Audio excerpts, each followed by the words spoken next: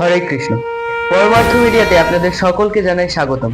আজকে আমরা যে বিষয়টা নিয়ে আলোচনা করব সেটি হলো শান্তি পাবো কিভাবে। তো এই মুহূর্তে আমাদের কাছে একটা চ্যালেঞ্জিং বিষয় হলো যে আমরা প্রত্যেকেই একটা অশান্তির মধ্যে রয়েছে। আমরা চাই এই অশান্তি থেকে শান্তির পথে আসতে।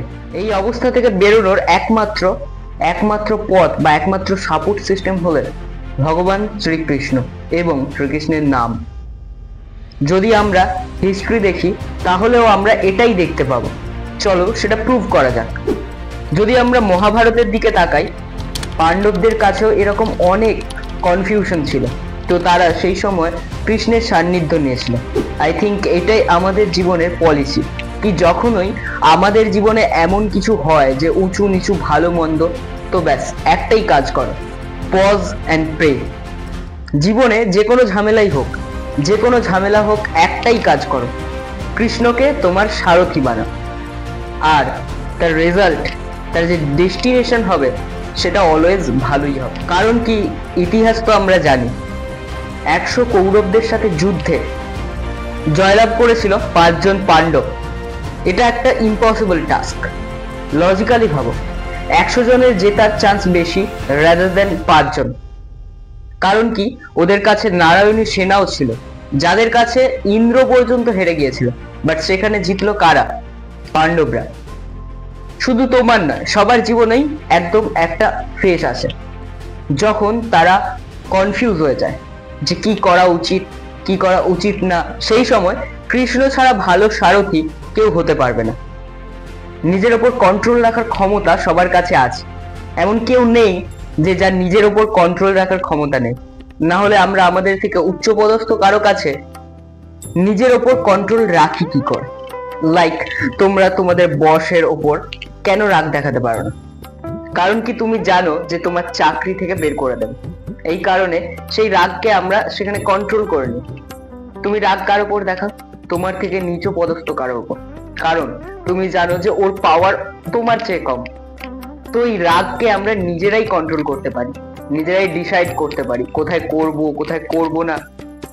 কৃষ্ণের শক্তি সেরকম, চিন্তা করে তো মিলে বিমারি, और চিন্তন করে তো মিলে বিহাই। মানে কৃষ্ণের চিন্তা করবে তো তোমার অটোমেটিক্যালি লাইফের সমস্ত স্ট্রেস, সমস্ত টেনশন হবে। এটা বলছি না যে হবে না, লাইফটা এরকম, মুহূর্তগুলো প্রতি মুহূর্তে বদলে যাচ্ছে, ঘটনা বদলাচ্ছে, মুহূর্ত বদলাচ্ছে, লোক বদলাচ্ছে, সিচুয়েশন বদলাচ্ছে। কিন্তু এই সমস্ত সিচুয়েশনে ইনার স্ট্রেংথ হলো সবচেয়ে জরুরি। এটা তোমাকে বাইরে থেকে কেউ দিতে পারবে না, কখনোই দিতে পারবে না। আজকে যে সবচেয়ে দুঃখী, সে এজন্যই দুঃখী কারণ সে এই স্ট্রেংথটা বাইরে থেকে পাওয়ার চেষ্টা করছে। লাইক কোনো লাক্সারি আইটেম থেকে, আমার কাছে একটা আইফোন থাকলে আমি সবচেয়ে সুখী থাকবো, আমার কাছে একটা দামি গাড়ি থাকলে, ভালো বাড়ি থাকলে আমি সবচেয়ে সুখী হব। আমরা ভাবি যে এগুলো পেলে আমরা ইনার পিস পাবো। ইনার, ইট মিনস বাহার নেই হ্যাঁ ও। আর ভেতরে দেখার তো চেষ্টা আমরা করি না, কারণ ভগবানের সম্পর্কে কিছু আমরা দেখলেই সেটাকে স্কিপ করে চলে যায়। কিন্তু আমরা এটাই চাই কি আমার জীবনে শান্তিতে পরিপূর্ণ হয়ে যাক, কখনোই হবে না। এর জন্য তোমাকে কৃষ্ণ কথা, ভগবানের কথা, এগুলো হলো তোমার লাইফে food. This are foods for your soul. দু রকমের ফুড আছে, একটা তোমার শরীরকে স্ট্রেংথ দেয়, বডিকে স্ট্রেংথ দেয়। তার জন্য হেলদি ফুড কনজিউম করতে হয়, হেলদি লাইফ লিড করতে হয়। বাট আমরা আমাদের আত্মার খাদ্যটাই ভুলে যাচ্ছি। And the soul food is devotion.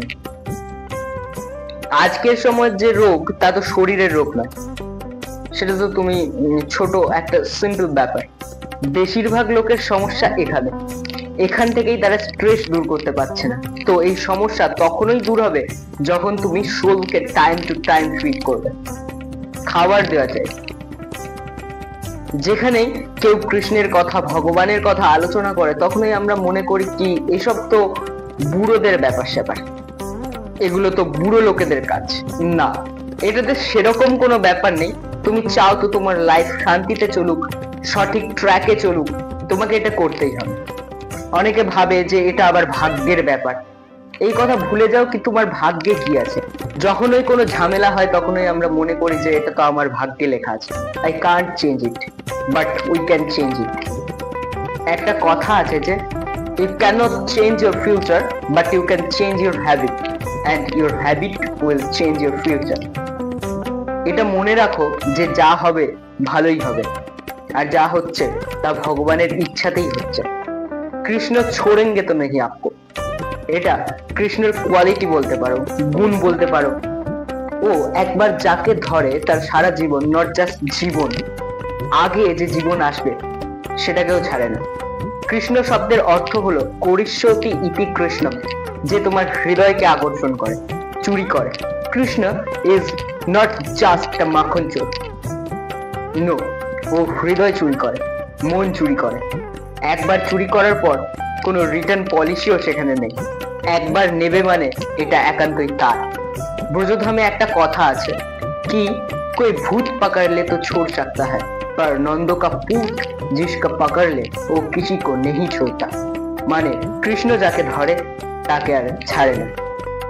তো আজকের ভিডিও এই পর্যন্ত। এই ভিডিও যদি আপনাদের ভালো লেগে থাকে তবে অবশ্যই ভিডিওটিতে একটি লাইক, কমেন্ট ও শেয়ার করতে ভুলবেন না। আর যদি এই চ্যানেলে নতুন হয়ে থাকে তবে অবশ্যই চ্যানেলটিকে সাবস্ক্রাইব করে পরমার্থ মিডিয়ার পাশে থাকবেন পরবর্তীতে আরো নতুন নতুন কন্টেন্ট পাওয়ার জন্য। দেখা হচ্ছে পরবর্তী ভিডিওতে, ততক্ষণ পর্যন্ত ভালো থাকবেন, সুস্থ থাকবেন। রাধে রাধে।